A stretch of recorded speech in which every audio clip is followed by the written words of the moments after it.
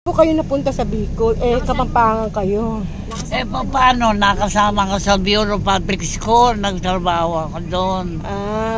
Kanyang ano na ako, naging boyfriend ko na siya. Ano na ako, may anak na kami isa. Leo daw, Leo. Dinala na ako sa Bicol. Na first love siya sa inyo? Hindi yan ang first love ko, taga Lucena. Kan nagtrabaho ko sa checker ako sa mga sinayan. Hindi nyo po siya first love si Tatang Poldo? Hindi yung first love. First love ako yung nag-ano sa sinayan. Yung nag-ano sa sinayan, nag-checker ako sa time, sa checker. Nag-checker ako sa San Fernando, sa Lucena. Checker ako sa sinayan noon. Ano po, bakit po kayo paano nyo pong napaibig si Tatang? Sino po unang umibig sa inyo? Ano? Sino po unang umibig sa inyo? Yung first love ko. Yung first love nyo. Si Tatang Poldo talagang mahal na mahal niya kayo. Nakilala akong pagtrabaho ko sa bureau. Ganon. Yung ikatatlo, yung mayaman, kasama yung sa, ano yung tartal niya yan director sa sinehan, sa opisina. Nanligaw sa inyo? Kanya, yung first love ko, tsaka yung mayaman, anak nung mayari kang may checker sa sinehan, nagka-sinirahan ako. Hindi na lang ako, genuine, tinatira na lang niya. Putangin lang. Nasali sa video mo? Hindi kami natuloy. Maraming nga din natuloy, si Poldo ang martyaga. Martyaga siya. Maraming siya mabait. Wala kaya, kung wala si Poldo, wala si Marites. Ilan po anak niyo? Ilan po lahat ang anak niyo? Ilan po lahat ang anak niyo? Ilan lahat ang anak niyo? Ano kami kontra, walo yan, na-abort akong 2 beses. Walo, may kambal, yung kampiran, may kakambal. Sayang. Yung papalikan sa kalsawa. Ano pong wish niyo sa birthday niyo? Yung wish niyo sa birthday niyo? Ang wish ko, sana makita ko pang ang mga anak kong magundat sa buhay, lahat mga apo, lahat ng mga, saka yung magkakapatid, sana magkakasundo-sundo. Opo. Tapos, kailan po kayo pinanganak? Ako, September 23, 1930. September 23, 1930. Sino pong naabutan yung presidente noon? Si Magsaysay. Tapos? Si Gloria.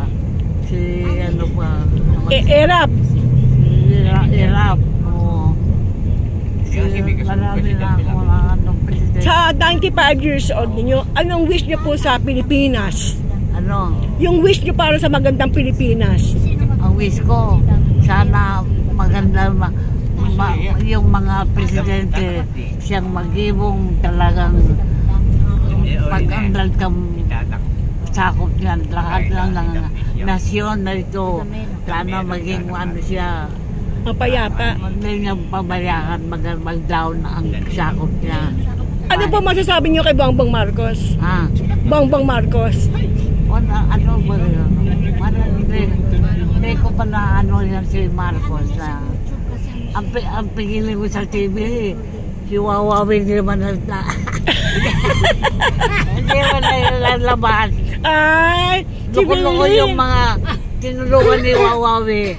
Hindi naman nagboto sa kanya, Opo. Ang daming binibigyan pera, wala man nangyari mga senior citizen. Grabe. Wala man nagtulong sa kanya. Ngayon, ano masasabi niyo kay Willie Revillame? Anong gusto niyo regalo kay Willie Revillame? Anong gusto niyo regalo kay Willie Revillame sa 95 years old niyo? Kay Willie Revillame. Wala, hindi na mas mayaman na yan.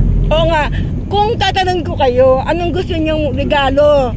Anong bibigay sa inyo ni Willie Revillame sa 95 years old nyo sa September 23? Sabihin nyo na, anong gusto nyo? Pera. So 95, talagang may bibigay yan. Oo. Pag-submit ka ng requirements, Opo. magdiyan ka lang sa office kung natawag ng pangalan mo, pwede ka Kaso mapapanood to ni Willie Rebillame. Kausapin niyo si Willie Rebillame dahil paborito niyo siya. Ano sasabi niyo kay Willie Rebillame? Kasi paborito niyo siya, o no? Kunwari ako si Willie Rebillame, ano sasabihin niyo sa akin? Kunwari. Pwede pa kasi Rebillame sa senior. Pagdaba ang mga senior citizen. Daming, pag senior mga parating na 1,000, may mga mga iba pang mga pagkain. Di ba 95 years old kayo? Ang wish ko naman, bigyan kayo ni Willie Rebillame ng 95,000. Di ba? Kasi 95 years old kayo. Wala na siyang trabaho ngayon. Meron siyang negosyo, di ba? Anong negosyo niya? Mga buildings. Buildings. Mga buildings. May nagpalit sa kanya, baka nagkandidato siya. Sino yun? Artista rin. Hindi ko kilala yun eh. May artista mga nagano. Meron din po. May nagpalit sa kanya. Pero gusto ninyo si Willie. Si Willie ko mahal lang para may narinig ako noon, nag-down kang eleksyon. May nakasalubog na si Willie noon. May kasamang matanda. Parang hindi niya pinansi. Pero maraming nakakumpira kay Willie. Dang tita, bali, di ba teacher kayo? Anong special nyo sa teacher? Anong tinutulong nyo sa pagka-teacher nyo? Kaya ako nagtuturo, vernacular, hindi English. Ang English, isa lang subject yan. Pag English ka, kung oras kang English. Vernacular noon. Vernacular. Bicol. Yan ang tinuturo. Hindi kami nag-English. Kanya sa English ko wala. Wala. Kami Amerikano sana sa English. Naging principal kayo? Teacher 3 lang ako. Ang galing. At least experience yung magbigay ng kaduguran sa mga kabataan, di ba? Magbigay kayo ng kaalaman sa kabataan, di ba? Yun ang pinaka-legacy nyo. Legacy yun kasi naging guro kayo ng Pilipinas. Legacy po yun. Matulungin Dahil na mabalik si Willie sa programa niya. Ayaw na siguro. Artista rin yung nagpalit, pero hindi ko na nakukuha. Wala na. Face to face na lang si Corina. Nahilig ka kay Corina. Pa? Face to face. Si Corina? Ay, hindi po. Pero gusto niyo rin si Corina? Yun lang pagkatapos TV Balyon. Masunod naman face to face.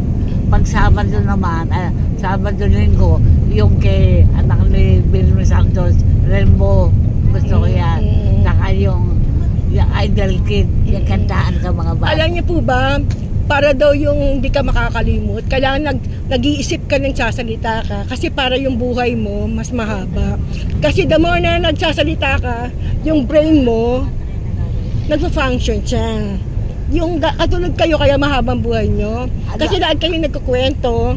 Kasi yung endorphin hormone ninyo is a happy hormone. Yung pampamahaba ng buhay din. Kasi boost your immune system. Alam mo pampaano pa sa gurang.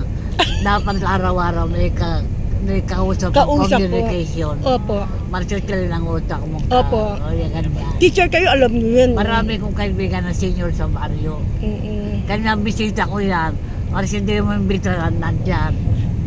Kaya yung memory niyo nare-retain eh. Mataas yung memory niyo kasi yung natatandaan niyo pa kasi nakipagkwentuhan kayo, natutrain yung brain nyo. Dali na kaya ako sige ng kwento. Opo. Kasi yung memory nyo, may kausap ka. Kausap araw-araw magkwento kanya. Opo. Parang utak mo, di ba? Maandar. Parang diferensya ako kulang ng katulong ko. Ayaw man ako mag-inom ng sleeping tablet. Wag. Ayaw kang doktor ko. Wag. Saka ang exercise ko, upo, hindi na pwedeng tindig. Oo, kasi po yung mga buto nyo. Mga buto marupok na. Opo. Kanya upo na lang. Sige, babay na po kayo. Babay na kayo dito. Ano? Sige po, God bless. Thank you po, Tita Teresita Dairo, for your 95 years old invitation to us. Thank you and God bless you more. Sino lang ano.